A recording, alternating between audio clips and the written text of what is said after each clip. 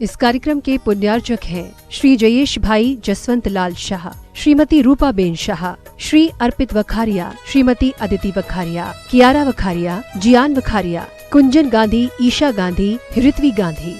स्वर्गीय श्रीमती रोमी जैन जी की स्मृति में श्रीमान अमन कुमार जैन, श्री अनिल कुमार जैन, श्रीमती अनुराधा जैन, श्री विक्रांत जैन, श्रीमती काकुल जैन, अक्षिता रक्षिता जैन, श्री ऋषभ, श्रीमती आरती, वीर विक्रम जैन, निवासी अंबिकापुर छत्तीसगढ़। सुधा कलश जो बिखराते गली गली, जिनके दर्शन को पा करके खिलती मुरझाई हृदय का। ओम रूम स्तोत्र शताचार्य श्री विद्यासागर जी महामुनीन्द्र अतृप्त समुचितावानम। जय हो जय हो जय हो। अत्रितिष्ठ टाटा स्थापनम। जय हो जय हो जय। अत्र मम सन्नितो भव सन्निधिकरणम। परिपुष्पांजलम छिपे समय जल जल करे अपना सर्वस्व लुटाया है। निज शांत स्वरूप न जान सका, जीवन भर से बुलाया है। चंदन सम शीतलता पाने अब शरण आपकी आया हूँ। संसार ताप मिट जाए मेरा, चंदन वंदन को लाया हूँ। ओम रूम स्तोत्र शताचार्य श्री विद्यासागर जी महामुनीन्द्र सर्वेषां संसार ताप विनाशनाय चंदनम निरूपयामि। में और जगत का भटकाना चरणों में अर्पित अक्षत है। अक्षय पद मुझको मिल जावे, तब ज्ञान अरुण की किरणों से मम। ओम रूम स्तोत्र शताचार्य श्री विद्यासागर जी महामुनीन्द्र सर्वेषां अखंड अक्षय पद प्राप्त अक्षतां निरूपयामि। स्वाहा। इन विषय भोगी कला में काम भाव विधिवत है, मन सुमन चढ़ाने आया हूँ। यह मदन विजेता बन न सके, यह भाव हृदय में लाया हूँ। ओम रूम स्तोत्र शताचार्य श्री विद्यासागर जी महामुनीन्द्र सर्वेषां कामार्वदंशनाय पुष्पम निरूपयामि। स्वाहा। भक्ष्य अभक्ष्य भके फिर भी मन तृप्त नहीं कर पाया हूँ। नैवेद्य समर्पित तृष्णा की भूख मिटाऊंगा, अब और अधिक ना भटक सकूं, यह अंतर बोध जगाऊं। ओम रूम स्तोत्र शताचार्य श्री विद्यासागर जी महामुनीन्द्राय महाच्छदा रोग विनाशना नैवेद्यम निरूपयामि। स्वा। मोहांधकार से व्याकुल हो, निज को नहीं मैंने रहा बस पछताना। यह दीप समर्पित है मुनिवर, मेरा दम दूर भगा देना। तुम्हें ज्ञान की बाती से मम अंतर दीप जलान।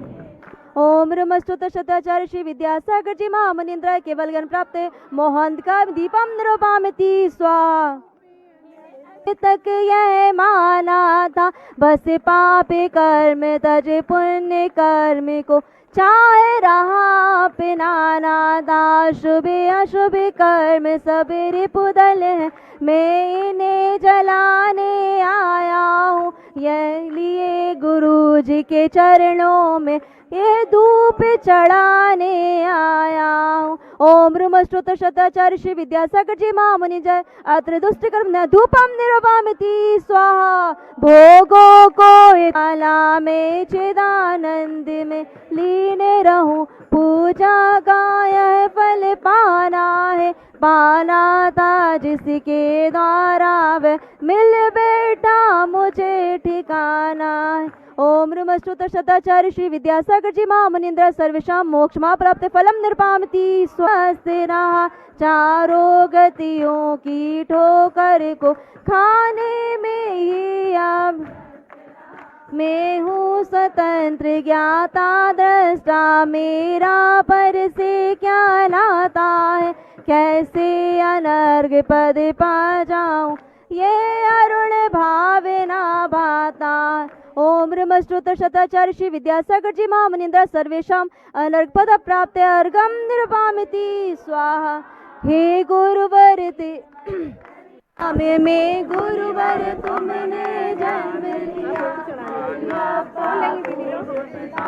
आप लोग ये ले लीजिए ना। किया बचपन के इस विद्याधर में, विद्या के सागर उमड़ पड़े, मुनिराज देश भूषण जी से व्रत ब्रह्मचर्य ले निकल पड़े। हाट में मुनि पद देना वार आपका सबका सब, जिन पथ पर चलने वाला वह वेद ज्ञान की से गिर कर निकालने वाला है। पावन हो तुम हो अपने में समय सार, तुम स्वादवाद के प्रस्तोता, वाणी वीणा के मधुर तार, तुम कुंद कुंद के कुंदन से कुंदन सा जग को कर देने तुम निकल पड़े। जो जैसे आपके कर जाता, नहीं चाहे कभी भी किसी अंत उम्र में भी तुमने साहित्य सजनात कर डाला। दिल गीत गागर में तुमने माना सागर भर डाला। ऐसा गुण गाने को गाने आया, हे तपोमूर्ति आराधक, हे योगीश्वर है माँ। ओम ह्रीं श्री 108 आचार्य विद्यासागर मणिन्द्राय जय माला पूर्णार्घ निर्पाविती। बोलिए संत शिरोमणि आचार्य गुरुवर विद्यासागर जी महामणिराज की, समस्त आचार्य संघ की, उपनाथ भगवान के मंदिर का शिलान्यास समारोह आचार्य भगवान के आशीर्वाद से सत्संग के सानिध्य में सानंद संपन्न हुआ है। तालियां बजाकर अनुमोदना कर दें। बोलिए सुमति नाथ भगवान की। बड़े हर्ष की बात है, आचार्य भगवान का आशीर्वाद इतना फलीभूत होता है कि इतने जल्दी दानदाता ने मंदिर के लिए जमीन दान में दी, उसका भूमि पूजन भी हो गया और उस मंदिर का नक्शा भी तैयार हो गया, कंटूर सर्वे भी हो गया, पूरी तैयारियां हो गई और वहां पर मंदिर के बेदी का मंदिर का शिलान्यास भी संपन्न हुआ। सिंघई उत्तम चंद जी, अनिल कुमार जी, रूपेश कुमार जी परिवार के सम्मान में जोरदार तालियां। आज मुख्य शिलान्यासकर्ता के रूप में उन्होंने सौभाग्य लिया और आचार्य भगवान के आशीर्वाद से ऐसा संयोग बना कि मात्र 6 घर की समाज है यहाँ, किंतु वहां बात दे रहे थे, वहां लगभग सैकड़ों की संख्या में लोग उपस्थित थे और सभी लोगों ने मिलकर और सैकड़ों की संख्या में उपस्थित थे और सभी ने मिलकर बहुत सानंद संपन्न किया। और उससे भी अच्छी बात, गुरु यहाँ विराजमान है, मंदिर वहां बन रहा है और गुरुवर की महाराज जी की ऐसी कृपा रही कि छुई खदान से भगवान महावीर स्वामी विराजमान हो गए, उनका वहां अभिषेक हुआ, शांति धारा हुई और सब कार्यक्रम सानंद संपन्न हुआ। और ऐसा आशीर्वाद आचार्य भगवान का कि जब तक मंदिर का निर्माण नहीं हो जाता, छुई खदान दिगंबर जैन समाज ने संकल्प कर भगत श्री जी को लाया है कि जब तक हम यहाँ पर कवर्धा में चैत्यालय के रूप में उन्हें विराजमान करेंगे। बोलिए भगवान महावीर स्वामी की।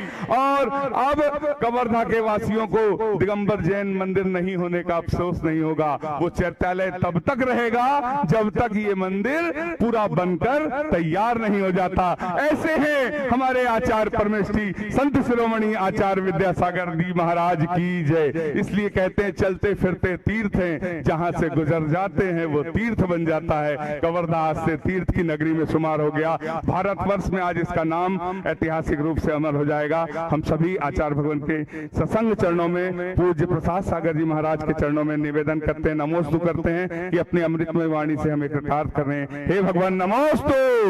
देव्या बोलो पंच परमेष्ठी भगवान की, चंद्रगिरी के चंद्रप्रभु भगवान की, आदिनाथ भगवान की, दान तीर्थ महापर्व की, गुरु नाम गुरु आचार्य ज्ञान सागर जी महाराज की, मुख माटी रचयिता आचार्य परमेष्ठी गुरुदेव की, पूज्य मुनि श्री चंद्रप्रभु सागर जी व निरामय सागर जी महाराज की। बहुत बड़ी बात है, दीक्षा दिवस और दीक्षाएं तो हो गई उस समय, आपने आदिनाथ भगवान ने दीक्षा तो ले ली, साथ में 4000 राजा भी दीक्षित हो गए, लेकिन किसी को मालूम नहीं था कि कैसा क्या किया जाता है। तो उसका परिणाम ये रहा कि आदिनाथ भगवान का तो ब्रज बसम संग्रहण था, वो अपने ध्यान में बैठ गए। बाकी जो साथ में राजा दीक्षित हुए थे 4000 संख्या है ना, उन्हें सब क्या करें, हमारे जो कैप्टन है, हमारे बॉस है, वो तो ध्यान में बैठे हैं। अब आगे तो पेट की समस्या आ रही है, क्या किया जाए, कैसे किया जावे। किसी को विधि नहीं मालूम थी, किसी को नहीं मालूम थी।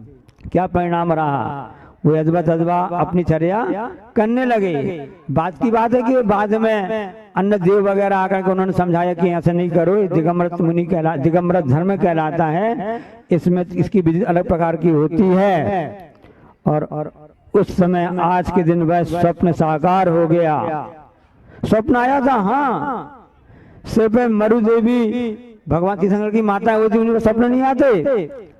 उस समय तो मरु स्वप्न आया जिस समय तीर्थंकर भगवान गर्भ में आने वाले थे, लेकिन यहाँ पर राजा श्रेयांश को स्वप्न आया।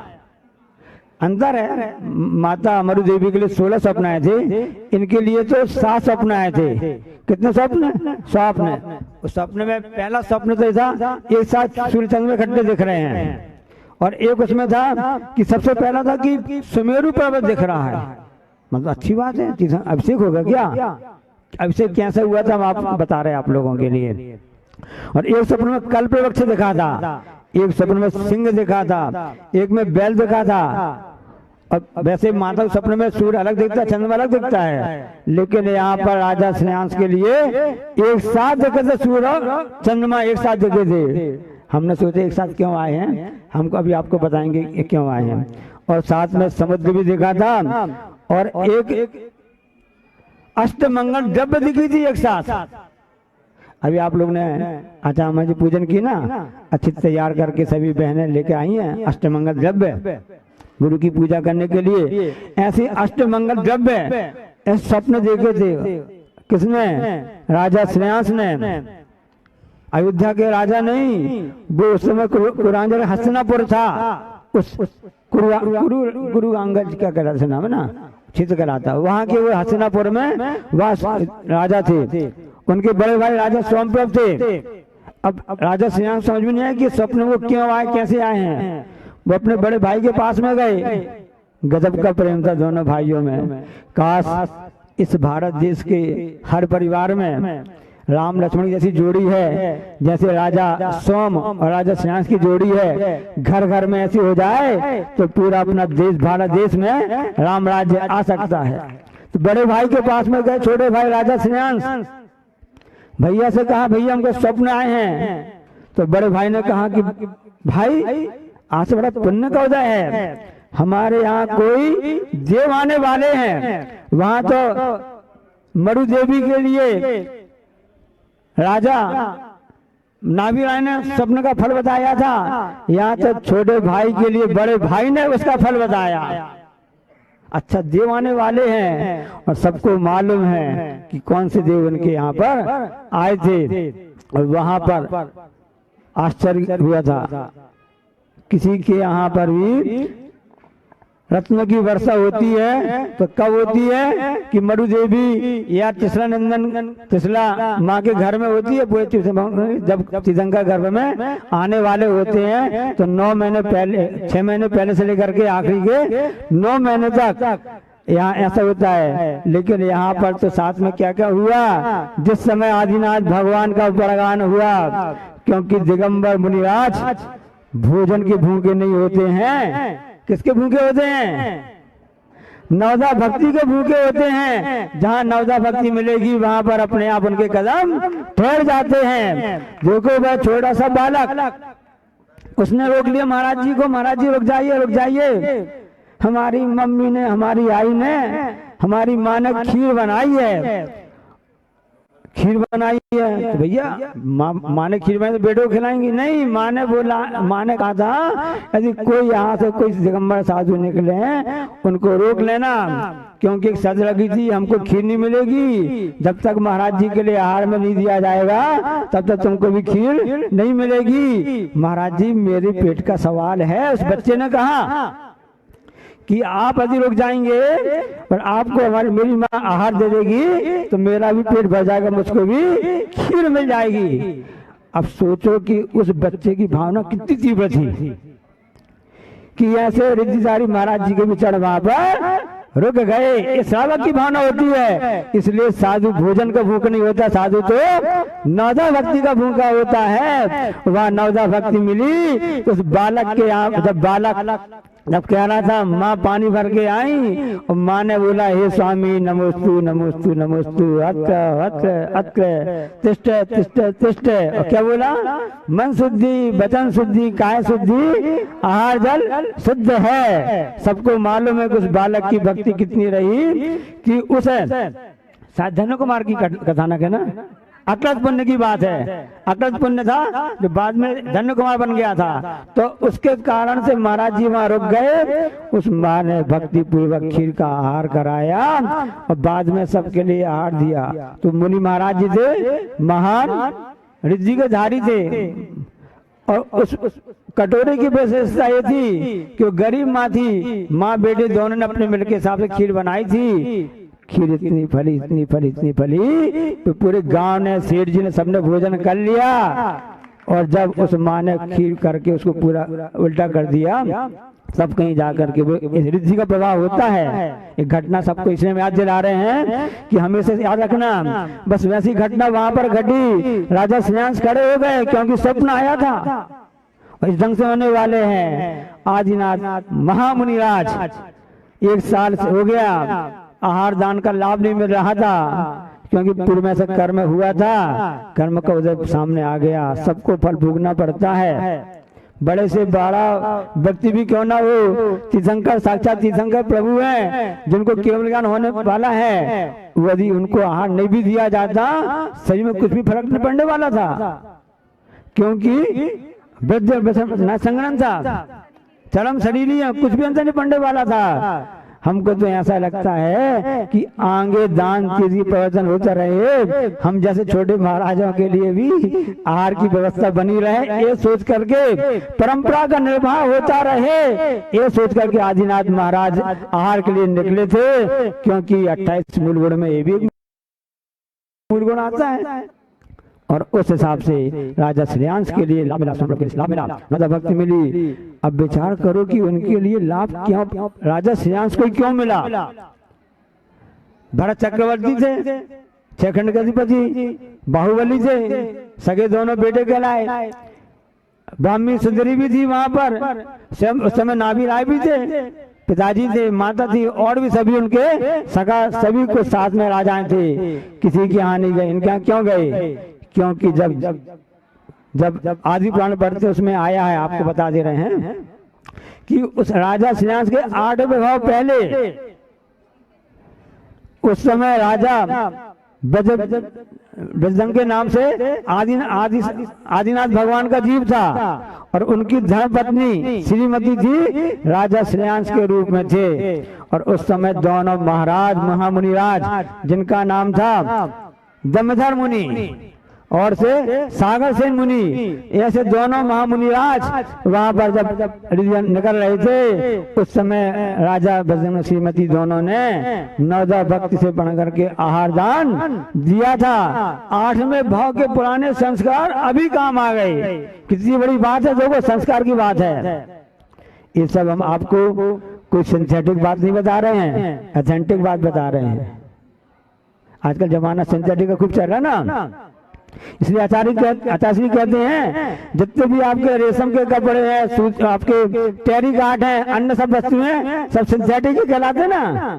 इसलिए सिंथेटिक पे विश्वास मत रखो। हम ऑथेंटिक बात बता रहे हैं। हथकरघा जो आचार्य ने बताया है, ये हमारे भारत देश का है। 5000 वर्ष पहले पुरानी सभ्यता जब आज के कुछ साल पहले सिंधु घाटी हड़प्पा, आपने नाम सुना है ना, पढ़ा होगा आपने सिंधु घाटी का इतिहास 6वीं 7वीं कक्षा में सामाजिक अध्ययन में पढ़ा था हमने उस समय जब उसकी खुदाई हुई, उस खुदाई में तो सिक्के भी निकले जिसमें एक में आदिनाथ भगवान और उनका चिन्ह बैल का भी उसमें अंकित था, ऐसी मोहरें उसमें निकली। एक कपड़ा भी निकला, लाल रंग का कपड़ा था वो अभी पता उसमें रिसर्च हुई कि कपड़ा निकला कैसा है। वह कपड़ा हथकरघा था, हथकरघा कपड़ा था, सूती था, रेशमी, सिंथेटिक नहीं था। और जब ये लाल रंग कहाँ से आया तो पता चला कि जो बकुल की छाल होती है ना, मौलश्री की छाल होती है, उसकी छाल का रंग लाल रंग निकलता है। ये प्रकृति ने प्राकृतिक सभी हम सबको रंग दिए गए हैं, इस सिंथेटिक रंग में क्यों पड़े हुए हो? प्राकृतिक रंग में आप करोगे तो नुकसान भी नहीं होगा बल्कि उससे तो फायदा मिलेगा। ऐसा वहां पर मिला था। तो मैं आपको एथेंटिक बात बता रहा हूँ, सिंथेटिक बात नहीं बता रहा हूँ। इसलिए आचार्य कहते हैं कि हथकरघा सूती कपड़ा उपयोग करो, टेरिकॉट जो सिंथेटिक इनसे दूर रहो। तो उस समय उन्होंने जो आहार दान दिया था उसका परिणाम मिल रहा, स्वप्न में आया और यहाँ पर हुआ।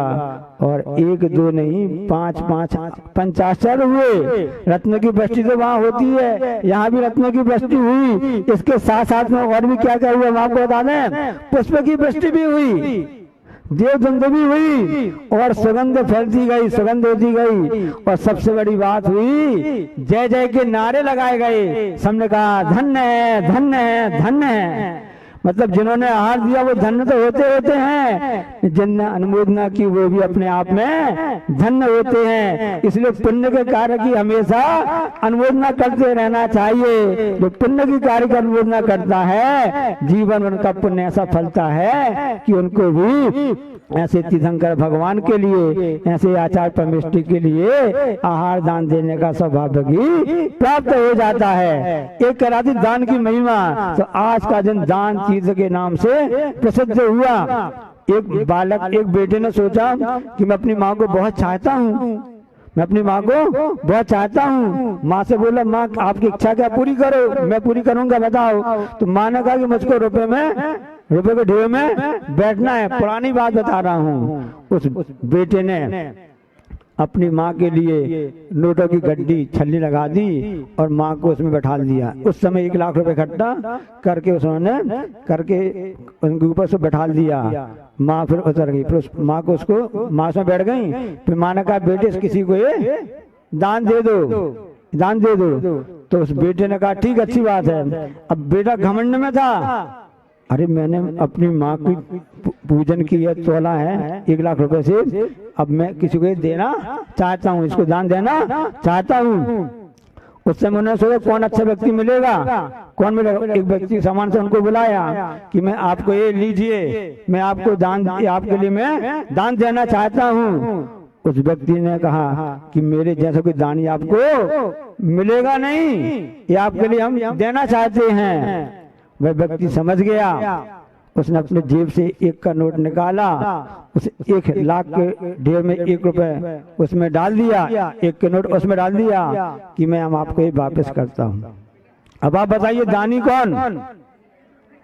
जहाँ पर घमंड की बात आती है, अहम की बात आती है, वहाँ त्याग नहीं होता, वहाँ दान नहीं होता है। दान तो अंदर के मन की एक सरल और से समर्पण की कीमत होती है, समर्पण की भावना होती है, वही सच्चा दान कहलाता है। आज जो हम सबके सामने यह तीर्थ के रूप में आया है, महाप्रभु में आया है, समझे हम इसको, क्योंकि अन्न से बढ़ के कोई भी चीज नहीं होती है। और उस समय सूर्य चंद्रमा की बात आई ना, स्वप्न आया उनके लिए आया, तो हमने सोचा कि सिर्फ अन्न बस से पेट नहीं भरता है, साथ में भोजन पानी दोनों चाहिए ना, भोजन पानी दोनों चाहिए। आदिनाथ भगवान ने इक्षुरस का हाल लिया था। इक्षुरस अपने आप में तो एक लिक्विड भी हो जाता है, अंडे भी कहला जाता है, उसी से मिठाइयाँ बनती हैं, शक्कर गुड़ बनता है और आदित्य भी मतलब आपके बनता है। तो वास्तव में उन राजा श्रेयांश के लिए सूर्य चंद्रमा एक साथ आए थे, क्योंकि अग्नि, सूर्य जो है अग्नि का प्रतीक है, जठराग्नि पीठ बोलते ना, पेट में अग्नि होती है जठराग्नि। आयुर्वेद कहता है कि शरीर की अग्नि जो होती है, यदि जठराग्नि आपकी तीव्र रहेगी तो आपका सब आप स्वस्थ रहेंगे, क्योंकि आप जो भी भोजन करेंगे वो पच जाएगा और पच जाएगा तो बचेगा नहीं। तो इसलिए आपके लिए रस में पंडस जाएगा, रुधिर में, मांस, मज्जा, अस्थि और इन सब में, वीर में पंडस जाएगा, पूरी सातों धातुओं में पंडस हो जाएगा, क्योंकि आपकी जठराग्नि अच्छी है, ठीक है। तो सूर्य अग्नि का प्रतीक होता है और चंद्रमा शीतल का प्रतीक होता है। तो भोजन, पेट, शरीर को चलाने के लिए भोजन और पानी दोनों जरूरत होती हैं। इसलिए मैंने सोचा कि उनके लिए एक साथ सूर्य चंद्रमा, जबकि अन्य सबको स्वप्न अलग अलग आते हैं, सूर्य अलग दिखता है, चंद्रमा अलग दिखता है। राजा श्रेयांश के लिए एक साथ में स्वप्न में दिखा, मतलब आहार दान के लिए आपको प्रवृत्त होना है, आप इस चीज के महानायक बनेंगे। तो वास्तव में आज के महान नायक तो है राजा श्रेयांश और राजा सोम थे, जिनकी भक्ति पूजन करने के लिए भरत चक्रवर्ती भी सभी लोग आए थे। ऐसा अक्षय तृतीया का प्रतीक है। आचार्य श्री कहते हैं, आगे सब में लिखा भी है ना, ये ऐसा मुहूर्त होता है, इसमें आपको कुछ भी सुधरवाने की जरूरत नहीं पड़ती है। आपको जो भी कार्य करना हो, डन, आपका कार्य हमेशा सफल होगा। सर्वार्थ सिद्धि योग, अमृत सिद्धि योग, जितने भी योग होते हैं सब आपके लिए इसमें सहायक होंगे। इसलिए जब ऐसा पर्व आया है तो हम हमेशा विचार करें, जिनकी कम से कम ऐसा नियम लें कि प्रतिदिन भगवान की पूजन करेंगे, अभिषेक करेंगे, स्वाध्याय करेंगे, माला फेरेंगे, विधान करेंगे, आहार दान देंगे, गरीबों की रक्षा करेंगे, परोपकार के कार्य करेंगे, ऐसा संकल्प ले लें। श्रावकों ने कहा, महाराज हमें भी कुछ प्रतिदिन का प्रतिफल का ऐसा साधन हो जिसके द्वारा अपने जीवन में हम वह भी कर सके। धीरे धीरे चर्चा उठती हुई यहाँ तक आई कि हम अपने स्वरूप को समझने के लिए अपने जीवन में क्या कर रहे हैं, क्या करना चाहिए था, पूर्वजों ने हमें इसका कुछ बोध दिया है क्या नहीं।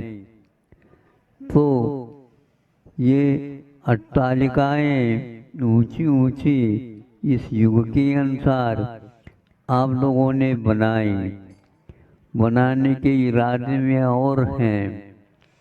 बच्चों के लिए भी यही कहा जा रहा है। तो उस समय हमने कहा, आप लोगों ने अपने आप को पाने के लिए क्या सोचा है। दो गुरुओं ने बताया, उसी के अनुसार हम सोचेंगे। जो बताया उन लोगों ने कुछ किया, किंतु यह आना जाना संसार का एक स्वभाव है। कहीं धूप हो जाती है और कभी कहीं छाव हो जाती है। यह दिन और रात का खेल चल रहा है। तो उसी समय एक जवान ने कहा, महाराज बात बहुत अच्छी कही कि हम अपने रहने के लिए अच्छे से अच्छे मुकाम निवास बना सकते हैं। तो अपने आप को देखने के लिए भगवान जो बने हैं उनकी एक लिपि, प्रतिलिपि जैसे लिखी जाती है, उसी प्रकार यहाँ पर हम अपनी योग्यता के अनुसार उसको बना करके शेष जीवन को आत्मस्वरूप के बारे में सोचें और साधना करें, और आगे के बच्चों के लिए भी इसका रास्ता और नया बना लें। इसमें कोई संदेह नहीं है। हमें आशीर्वाद दे दो और हम मकान के अनुसार, निवास के अनुसार, यह श्रीनिवास भी, श्रीनिवास यानी संसार में यदि संपदा है उनका निवास है ये। इसको देखने से ये सारे फीके पड़ जाते हैं। ऐसा हमें आशीर्वाद दो।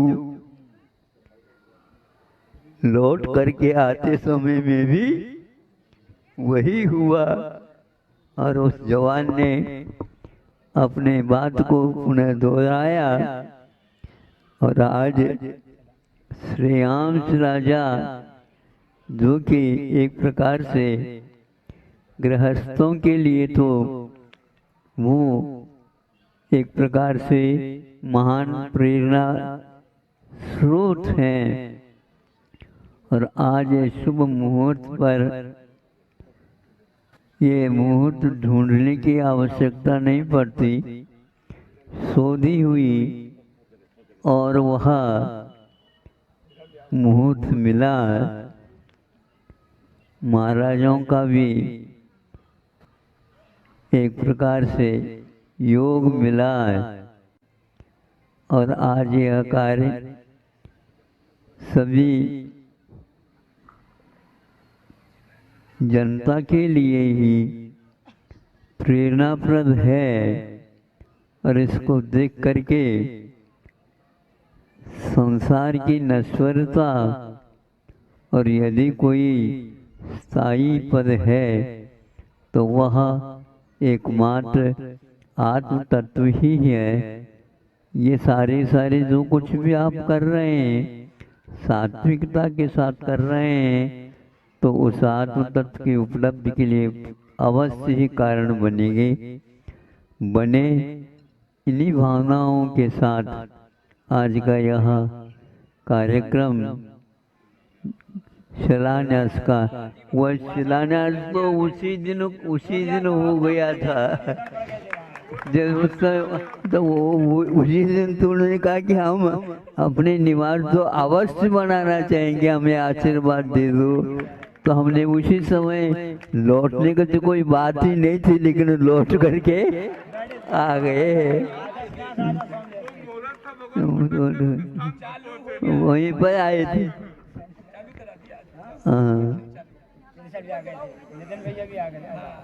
हाँ योग सब बच्चे मिल जाता है। अहिंसा परमो धर्म की।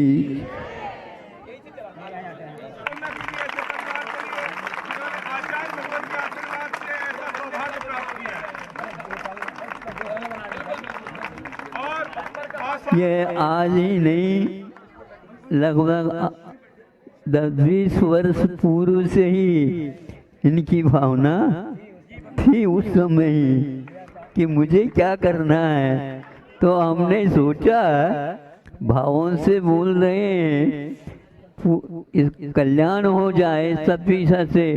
हमने कहा कि वैसे विकलांग होने के उपरांत भी आप बहुत कुछ कर सकते हो, तो वही मैं चाहता हूँ। तो उन्होंने हमने कहा चारों प्रकार के भोजनों का रात में त्याग कर दो। तो एक ही बार में इन्होंने बिल्कुल मैं करूँगा और उसी समय 9 बार नमोकार मंत्र का संकल्प दिलाया और आज वह याद आता होगा उनको। इनको देखने से हमें तो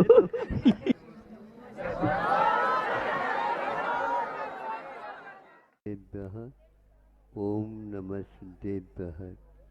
अहिंसा परमो धर्म की। आचार्य गुरुवर श्री कुंद भगवान की जय। आचार्य गुरुवर श्री ज्ञान सागर मुनि महाराज की जय। संत शिरोमणि आचार्य गुरुवर विद्यासागर जी महामुनि राज की। समस्त आचार्य संघ की। प्राय नगर महानगरों का परिचय मिलता है।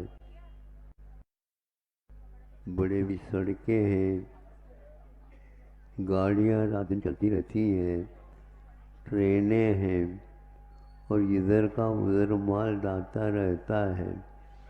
किंतु ये सब कुछ गतिविधियां महानगरों की नगरों की इन गांवों के ऊपर ही आधारित है।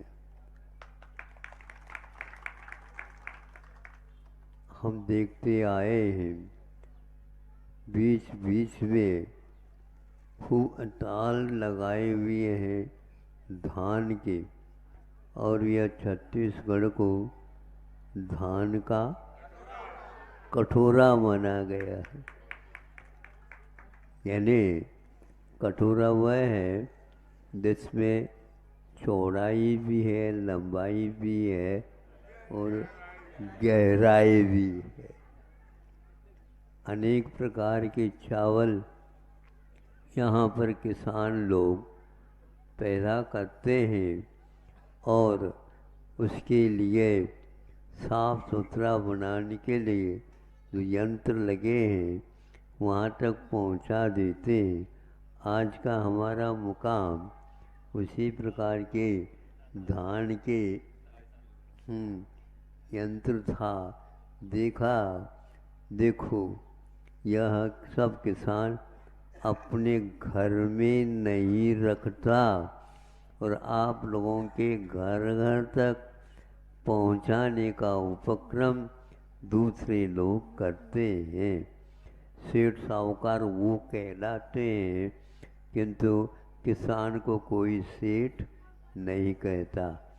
ध्यान रखो, फिर भी भारत में जो गाँवों का महत्व है, दूध है, दही है और घी है आदि सारे पदार्थ आप लोग तक आते हैं, उसका पूरा श्रेय उन किसानों को ही जो मेहनत करते हैं उन्हीं को ही उपलब्ध होता है। लाखों गांव इस भारतवर्ष में हैं। अब समझ में सरकार को भी आ रही है कि हमारी गलती मानी जाएगी, अपराध माना जाएगा, क्योंकि इनके लिए जितने हम मेहनत करके और सहयोग देते रहेंगे तो निश्चित रूप से भारत का एक और स्वरूप उभर करके सामने आ सकता है। इसीलिए जहाँ कहीं भी ऋषियों ने कहा है उन्हीं को मुख्य रूपता दे दी है। हमारा शाकाहार, हमारी आयुर्वेद की चिकित्साएं आदि ये सब एक प्रकार से हमारे अहिंसा धर्म के समर्थन के लिए है। आप अहिंसा परमो धर्म की जय बोलते हो, वो किसके ऊपर आधारित है? आप सजग होकर के शिक्षा और चिकित्सा के विषय में सजग होंगे तो निश्चित रूप से भारत का स्वरूप बदल सकता है। अब 5 वर्ष में चुनाव के माध्यम से बदलने का जो प्रयास करते हैं, गांधी जी ने कहा था उससे कुछ होने वाला नहीं है। आप अपनी प्रवृत्ति की बदल दीजिए तो ही यह आपका भाव चरितार्थ हो सकता है, अन्यथा इसी प्रकार दिन निकलते चले जाएंगे। यहाँ पर छुई खदान इस नाम से प्रसिद्ध हमने इधर जबलपुर में भी सुना, इधर रायपुर में भी सुना, उधर नागपुर में भी सुना, सब जगह सुना। और चूँकि यहीं से हो करके सब जगह जाते हैं लोग, और हमें भी यहाँ पर तीसरी बार यहाँ पर आ करके और इसको पर्याप्त भी समझते हैं ये लोग। हाँ, वैसे तो मांगने की तो आदत रहती है, लेकिन संतों का इस ओर आना जाना ये अपने आप में एक बहुत बड़ा ये, इससे संतान को अवश्य दर्शन करने का, पूजन करने का आदि आहार देने का सारा कार्यक्रम यहाँ पर भी होते हैं। इससे अवश्य ही जागृति आती है और इसके लिए इस चौखले में से कई व्यक्ति मिल करके यहाँ पर चंद्रगिरी का एक वैभव सामने लाने का प्रयास कर रहे हैं। जो जहाँ पर ये बन रहा है वहाँ पर पहले से ही क्षेत्र पहाड़ के ऊपर बम्बा देवी बमलेश्वरी वो है, सिखों का भी वहाँ है, बौद्धों का भी वहाँ है, औरों का भी है। उसके साथ साथ इनके लिए भी कहा आप भी दोगे दे एक आध पहाड़, वहाँ पर पहाड़ों का एक श्रेणी है ही श्रेणी है, वहीं पर इन लोगों के लिए भी मिला है। और आप लोगों ने दान इत्यादि के माध्यम से उसकी समृद्धि पूर्ति के लिए लगे हुए हैं। हमारे लिए कहा है, हम भी यदि मान लो योगदान मिल जाए तो देख लेंगे। 1-2 चातुर्मास हमने दिए हैं, इसको तो वो किसी के सामने कहते नहीं और मांग ही करते रहते हैं। हम ना नहीं कहते, बस इतना ही है। ये हाँ कहलवाना चाहते हैं। अहिंसा परमो। इस कार्यक्रम के पुण्यार्चक थे श्री जयेश भाई जसवंत लाल शाह, श्रीमती रूपाबेन शाह, श्री अर्पित वखारिया, श्रीमती अदिति वखारिया, कियारा वखारिया, जियान वखारिया, कुंजन गांधी, ईशा गांधी, ऋत्वी गांधी। स्वर्गीय श्रीमती रोमी जैन जी की स्मृति में श्रीमान अमन कुमार जैन, श्री अनिल कुमार जैन, श्रीमती अनुराधा जैन, श्री विक्रांत जैन, श्रीमती काकुल जैन, अक्षिता रक्षिता जैन, श्री ऋषभ, श्रीमती आरती, वीर विक्रम जैन, निवासी अंबिकापुर